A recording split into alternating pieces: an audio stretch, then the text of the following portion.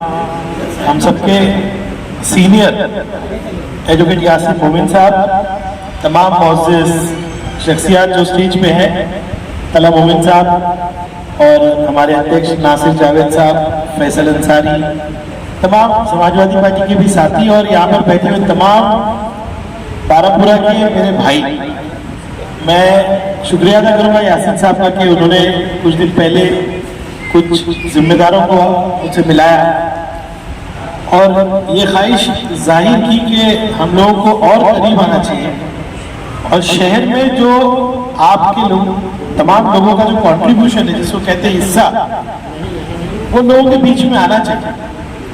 मैं एक बार फिर इस मीटिंग के लिए बहुत शुक्रिया अदा करूँगा। हमारे मकसूद भाई भी यहीं से है। आज मुझे पता चला ये मीटिंग सिर्फ इसलिए रखी गई है कि मेरे इलेक्शन में मुझे याद है, मैं मदनपुरा से आया था, वहां भी आपके यहाँ के बहुत लोग हैं और जब मैं मदनपुरे से आया था तो बहुत कम घर हैं ऐसे जहां पर मैं गया और वहां से मैंने अपनी कैंपेन शुरू की। उसमें से एक घर फैसल का था, मरहूम जाहिद साहब और यासिर मोमिन साहब। और इस 4 साल में मुझे भिवंडी शहर में बहुत मोहब्बतें मिली। कभी मुझे ऐसा महसूस नहीं हुआ कि मैं बाहर से आया हूँ, कभी मुझे ऐसा महसूस नहीं हुआ कि मैं यहाँ पैदा नहीं हुआ। 4 साल मेरी जिंदगी के 40 साल के बराबर। और सबसे पहले मैं अल्लाह का शुक्र अदा करूँगा। कहते हैं कि जिसको अल्लाह जरिया बनाता है मखलूक की खिदमत का, वो सबसे ज्यादा खुशकिस्मत होता है। तो मुझे अल्लाह ने मौका दिया कि मैं यहाँ आऊँ और काम करूँ। अब 4 साल आपके सामने है, हमारा किरदार आपके सामने है, काम आपके सामने, हमारी पूरी टीम का काम आपके सामने। शहर में जब मैं आया था, सड़कों की हालत खराब थी, अस्पतालों की हालत खराब थी। एक ऐसा लग रहा था कि 350 साल पुराना शहर, उसके बाद बसा मुलुल, उसके बाद बसा मुमरा, उसके बाद बसे दूसरे शहर। लेकिन कहीं ना कहीं भिवंडी के साथ नाइंसाफी कहिए या कुछ कमी कहिए, मैं खुद की तारीफ नहीं कर रहा हूँ यासिर भाई, लेकिन कहीं ना कहीं असेंबली में नुमाइंदगी की कमी मुझे महसूस हुई, क्योंकि मैं असेंबली की लाइब्रेरीज में जाके पढ़ता था। मैंने 40 साल में भिवंडी के जो लोग नुमाइंदे थे उनके भाषण ढूंढने की कोशिश की, उनकी बातें ढूंढने की कोशिश की, पर बहुत कम मुझे ऐसे असरात मिले असेंबली में। इसीलिए अल्लाह ने मुझे शायद एक मौका दिया कि उन 40 सालों का पूरा, कहते हैं ना, रिकॉर्ड हमने 4 साल में करने की कोशिश की। मैं कोशिश करता हूँ कि असेंबली अगर चल रही है तो कोई दिन ऐसा नहीं होना चाहिए कि भिवंडी का नाम असेंबली के रिकॉर्ड में जाए। कोई मौजू ऐसा नहीं होना चाहिए, चाहे अक़लियतों का हो, दलितों का हो या महाराष्ट्र के अंदर दबे कुचलों का हो, जिसके अंदर असेंबली में हम कुछ बात न करें। अब बात का असर भी होना चाहिए। और मैं आप सबसे कहता हूँ, असर अल्लाह ताला हमारी बातों में तब लाता है जब किरदार में असर होता है। तो हम लोग बहुत कोशिश करते हैं कि अपने आप को संभाल के चलें, अपने किरदार को सबके सामने ऐसा रखें कि वो मुसलमान नुमाइंदों की इज्जत करें। और आपने देखा होगा अल्हम्दुलिल्लाह जितने सवाल हमने किए असेंबली में, या तो चीफ मिनिस्टर या तो खुद डेप्यूटी चीफ मिनिस्टर या कोई सीनियर मिनिस्टर ने हमारे मसलों पे उसका रिप्लाई किया। अब सड़कें तो बन रही है, लेकिन मैं समझता हूँ कि भिवंडी शहर को सबसे बड़ी जरूरत है तो अच्छे रोजगार की ज़राए। आज मैं आपको बताऊं, ये वो शहर है जिसका रोड अभी बाहर जो हाईवे का है 8 लेन का बन रहा है, जिसके मेट्रो का काम मैं पहला आमदार हूं जो जाके विजिट करके मैंने तेजी लाई। उसके बाद मैं चाह रहा हूं कि यवई से लेके तो भांडुप तक, गोरेगांव तक, कुलाबा तक हमारी कनेक्टिविटी हो, एक्सप्रेस रोड बने। हम चाह रहे हैं कि यहाँ पे मल्टी मॉड्यूल लॉजिस्टिक पार्क आए, जिसको कहते हैं कि 100 एकड़ का पार्क आए, जिसमें 3-4 हजार लोगों को नौकरी मिले। मैं चाह रहा हूँ कि बड़ी बड़ी इंडस्ट्री यहाँ पर आए ताकि हम छोटे छोटे कारोबार और आगे बढ़े। पूना कैसे बना, बारामती कैसे बना, पूना में महिंद्रा की फैक्ट्री आई, टाटा की फैक्ट्री आई, उसके बाद छोटे कारोबार आए जो उस फैक्ट्री को सप्लाई करते थे। हमारा पावरलूम का जो सबसे पुराना मैनचेस्टर जिसको हम कहते हैं, जो रोजगार अल्हम्दुलिल्लाह आपने असेंबली में देखा होगा, हमने पावरलूम के मसले जब उठाए तो सरकार ने अब कमेटी बनाई है। यासीन साहब और मैं कोशिश कर रहे हैं कि आपकी बात सरकार तक पहुंचाए। मैं मालेगांव भी गया था, बड़ी संजीदगी से 2 दिन मैंने ऑफिस में बैठ के पावरलूम की सारी बातें अब कमेटी को दी है और मुझे उम्मीद है कि बड़ा एक पैकेज सरकार पावरलूम के लिए अनाउंस करेगी। एमएलए होता क्या है? एमएलए वो नहीं है जो आपकी शादियों में आ जाए और घंटों बैठे और बोले कि मैं मकामी हूं। एमएलए वो नहीं होता कि आपके बिल्डिंग के नीचे आके बैठे कि मैं लोगों में बैठा हूं। एमएलए वो होता है कि जो पूरी असेंबली को भिवंडी की तरफ वोट दे। एमएलए वो होता है जो सरकार की सोच को मजबूर करे। एमएलए वो होता है कि जो दफ्तरों और सरकारी कार्यालय में जाकर अपने वजूद का एहसास दिलाए। आज मुझे खुशी है कि उर्दू घर बनने जा रहा है भिवंडी के अंदर। मुझे खुशी है कि 22-62 स्कूल अगर गैबी नगर में आप देखें तो मैं आपको बताऊं पूरी आरसीसी की बन रही है और पूरे थाना डिस्ट्रिक्ट में सबसे बेहतर है। मैं 10 साल बीएमसी में नगर से उठा। आज इस कॉर्पोरेशन के पास जो बाजू में भिवंडी कॉर्पोरेशन है, आप सबका टैक्स देने के बाद भी कहती है 800 करोड़ हमारा बजट है। और मैं आपको चैलेंज के साथ कह सकता हूं कि इस कॉर्पोरेशन से ज्यादा आपके एमएलए का किया हुआ काम और खर्च है। बात साहब, इतनी बड़ी कॉर्पोरेशन, घर पट्टी, नल पट्टी, अलग अलग तरह के टैक्स लेने वाली आपकी स्कूलें तक नहीं चला पाता। 20 साल में जिस तरह का गिरावट आई, शहर की हालत खराब कर दी। लेकिन हमने आज कोशिश की है कि जो काम ये लोग नहीं कर पाए, तालीम के शोबे में हो या रोड हो या अलग दूसरे दीगर काम हो, हमने कोशिश किया है कि हम उसको कंप्लीट करें। मैं 10 साल बीएमसी में से था। आज तला भाई, मुझे खुशी है कि बीएमसी से मदद मिली और कम से कम 40 लाख लीटर पानी जो है हमारे डूंगर एरिया को आया। आज पानी की दिक्कत वहां खत्म। फातिमा नगर हो, चाहे वो डूंगर के एरिया हो, शांति नगर हो, आज बीएमसी ने पानी वहां पर कई गुना बढ़ा दिया। और यही नहीं, हमने बीएमसी से 100 करोड़ रुपया लाकर यहाँ पर रोड बना रहे। पाइपलाइन रोड बन रहा है कि नहीं? बन रहा। अब वो पाइपलाइन रोड जो है, शांति नगर के जो लोग हैं, पूरे इलाके के लोग 7-8 किलोमीटर घूम के आते थे कल्याण रोड। आज 1-1.25 किलोमीटर के अंदर बिना सिग्नल के वो लोग मेन रोड पे चलते हैं। 2 लाख 2.5 लाख की आबादी है वहां पर। टेमघर का स्टेशन अगर मेट्रो लेना था तो हमारे बच्चों को 7 किलोमीटर जाना पड़ता। अब नहीं, सीधा वो लोग कल्याण रोड जाएंगे और टेमघर के मेट्रो स्टेशन से जुड़ जाएंगे। सिर्फ यही नहीं, सिर्फ मुसलमानों का ही काम नहीं। अगर आप देखेंगे तो मेरे पास सिर्फ 5 गांव है। 5 गांव आजादी से लेके आज तक जितना फंड नहीं आया होगा ना, 70 करोड़ फंड हमने गांव में लाया। यही का रोड, इंगौली का रोड, टेमघर से कशेली का रोड, ये सारे रोड बनाए। अभी ये ट्रैफिक इतनी हो रही है, ट्रैफिक के लिए तो लड़ रहे हैं हम, लेकिन अब इंशाल्लाह एक ऐसा रोड बना रहे कि जो सीधा जो है गोरसई से चला जाएगा विश्व भारती फाटा पे। जितनी हाईवे की ट्रैफिक है बाईपास से चली जाएगी। 5 साल मिले, 2.5 साल कोविड में गए, लेकिन 5 साल में कभी भी मैंने एक दिन भी छुट्टी नहीं ली और 24 घंटा हमारी पूरी टीम काम कर। मैं ही नहीं काम कर रहा हूँ। आपको मकसूद मैंने बताया होगा कि ऑफिस 24 घंटे चल रही है। किसी का राशन कार्ड हो, किसी का कोई भी पेपर हो, सरकार की योजनाएं। मैं सीएम फंड में अगर आपको तला भाई बताऊं ना, सीएम फंड में से पैसा मिलता है अस्पतालों में दवाई, उसके इलाज के लिए। जो कोई सर्जरी होती है जिसका 3 लाख 4 लाख होता है, हम लोग थाना में सबसे आगे हैं। 50-60 लाख रुपए हम लोग अपनी पब्लिक के लिए लेके आए। यही नहीं, और बहुत से काम करने भी हैं, लेकिन लगता क्या है? लगता है पब्लिक का सपोर्ट। एक रईस शेख क्या है, क्यों रईस शेख असेंबली में जाएगा तो लोग उसकी इज्जत करेंगे।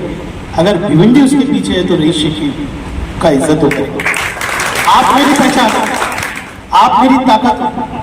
और बारापुरा के लोग जो हैं, मैं गोवंडी में भी देख चुका हूँ, मदनपुरे में भी देख चुका हूँ, एकदम एकता रहती है। और इस शहर में तो बाद में यासीन भाई लगता मुझे बताएंगे पूरी हिस्ट्री, लेकिन इस शहर में आपका बहुत बड़ा योगदान है। अब 2-3 बातें मैं कह रहा हूँ। आने वाला है एमपी का इलेक्शन, आने वाला है कि नहीं? देश के हालात मुझे बोलने की जरूरत नहीं, हर आदमी दिल में जानता है कि उसको कितने दुख है।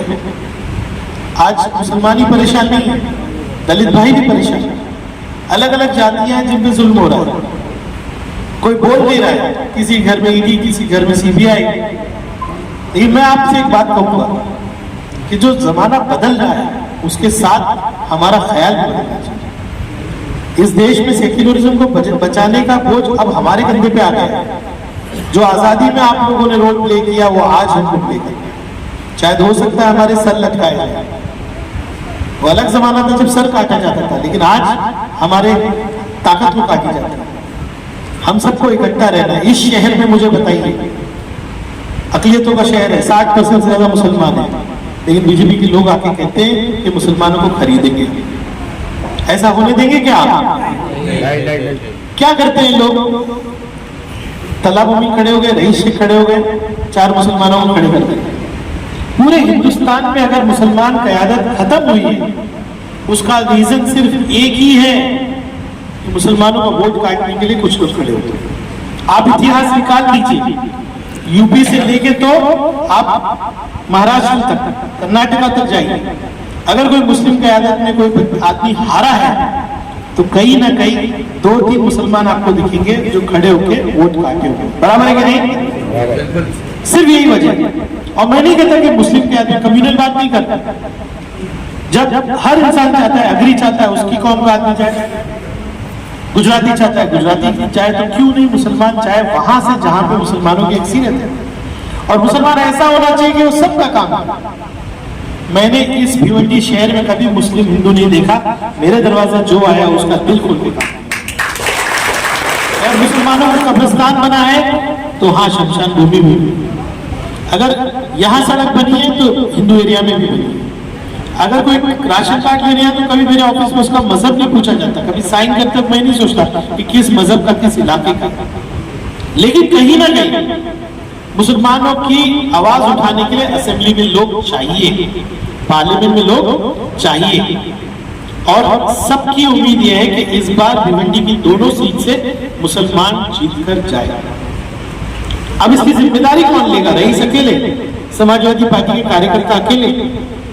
आज देखिए, पैसा बीजेपी के पास, पुलिस की ताकत बीजेपी के पास, प्रशासन की ताकत बीजेपी के पास, ईडी बीजेपी के पास, सीबीआई बीजेपी के पास। हमारे पास क्या है? हमारे पास सिर्फ आपकी ताकत। और ये ताकत बिखर जाएगी तो कहां जाएंगे? अल्हम्दुलिल्लाह आप सब तो हमारे साथ हैं, लेकिन एक आज अज़ान कीजिए आप कि भिवंडी अक़लियतों का जो शहर है, यहाँ के दोनों हिस्सों से मुसलमान जीत कर जाए, ताकि असेंबली में जब कोई हमको गद्दार बोले ना तो हम अकेले ना पड़े, हमारे साथ एक फौज है, 10-12 लोग रहे। वैसे मैं आपको बताऊं, जब मुझे गद्दार बोला गया, नीतीश रानी ने जब कहा तो मुसलमान तो खड़ा नहीं हुआ, लेकिन मेरे हिंदू भाई कांग्रेस के, एनसीपी के, शिवसेना के, उद्धव के, ये लोग मेरे पीछे खड़े हुए। आज एक लड़ाई चल रही है जो आइन को, कॉन्स्टिट्यूशन को बचाने की, हमारे बच्चों के मुस्तकबिल को बचाने की। आज मैं आवाज नहीं उठा पा रहा हूं, मेरी सुनी नहीं जा रही है। बीएमसी के अंदर स्कूलों में एक मंत्री है लोधा जी, उन्होंने कह दिया कि राम मंदिर का इनॉग्रेशन हो रहा है तो हर बच्चे को जो है राम के ऊपर ऐसे लिख के आ गया। अब बताइए, मैं सिर्फ मुसलमानों का प्रॉब्लम ही नहीं, कोई सिख भाई है, कोई क्रिश्चियन है, सबका अपना अपना मजहब है, लेकिन हम पे लादी जा रही है चीज ताकत के बल पर। लेकिन हमने अच्छे अच्छे शहंशाहों को डूबते देखा है कि इतिहास गवाह है। जुल्म कभी टिकता नहीं। लेकिन आज की मीटिंग इसलिए रखी गई है कि हम सब ये इरादा करें कि आने वाला शायद पार्लियामेंट इलेक्शन हो, चाहे असेंबली का इलेक्शन हो, हम लोग जिम्मेदारी दिखाएं। छोटी छोटी बातों से नाराज नहीं होना चाहिए। होना चाहिए कि भाई, अगर आपका मकसद एक है कि आपको कैसे भी, देखिए 4 साल आप देख लीजिए, जैसे हमने काम किया, जैसे समाजवादी ने काम किया, उसके बुनियाद में वोट दीजिए। मैं नहीं कहता कि सिर्फ मुसलमान देखो, ये भी देखो कि मुसलमान कैसा है। लेकिन ये जिम्मेदारी आज सबको यहाँ इसलिए बुलाया गया कि कुछ ना कुछ जिम्मेदारी दी जाए। वोट तो आप दोगे इंशाल्लाह, मुझे उस बात की फिक्र नहीं। लेकिन ये जो इतनी बड़ी लड़ाई लड़ना है, उसके अंदर 10-12 समाजवादी के लोग लड़ाई लड़ सकते हैं क्या? बताइए आप। आप सबकी जरूरत है। मैं आपको एक उदाहरण दूंगा। अब 1600 पनपट्टी वाले हैं भिवंडी शहर में, अलग अलग मसले के, सबको बुलाए, कमेटी बनाए, सरकार की एक योजना है कि जो रास्ते पे धंधा करते हैं उनको 10-10 हजार रुपये, जहन पैसे से, ताकत से, लालच से बदलने की कोशिश की जा रही है। आप क्या कर सकते हैं? आप ये कर सकते हैं कि अपनी आम जिंदगी में आप लोगों को समझा सकते हैं कि भैया ये वक्त हो सकता है रईस शेख ने मेरा कोई काम नहीं किया हो सकता है कि पूरी उम्मीद नहीं कर पाया होगा, लेकिन अब वक्त क्या है, हम देश के लिए। मैंने कहा कि जो आजादी के वक्त हमने सर लटकाए हैं ना, वही माहौल और सबके लिए कीजिए, ये देश के लिए कीजिए। हिंदुस्तान रहेगा तो हम रहेंगे। आप सबसे इसलिए मैंने यासीन साहब से गुजारिश की कि मैं ग्रुप में लोगों को मिलना चाहता हूं, और मैं अपने लिए सिर्फ नहीं बोल रहा हूं, मैं पूरे भिवंडी शहर के लिए बोल रहा हूं। सिर्फ ईस्ट नहीं, वेस्ट से भी मुसलमान की कोशिश कीजिए। हम लोग कमजोर पड़ रहे हैं, कांग्रेस कमजोर हो रही है, लोग भाग रहे हैं।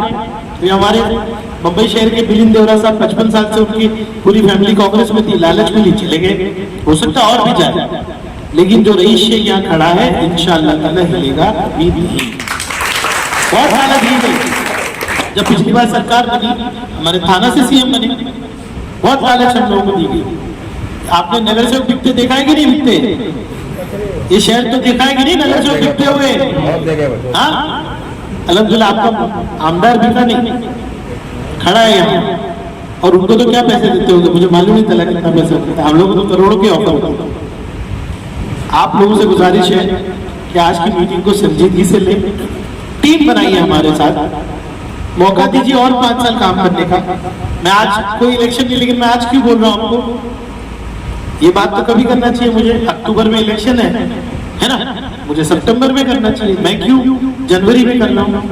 मैं इसलिए कर रहा हूं कि मेरे सामने जो चुनाव लड़ने वाले हैं वो इस जनवरी नहीं, 1 जनवरी पहले ही जाकर काम कर।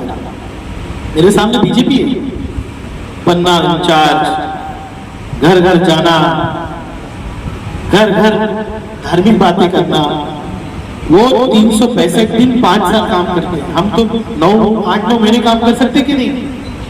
कर सकते कि नहीं भाई? क्या काम करना है हमको?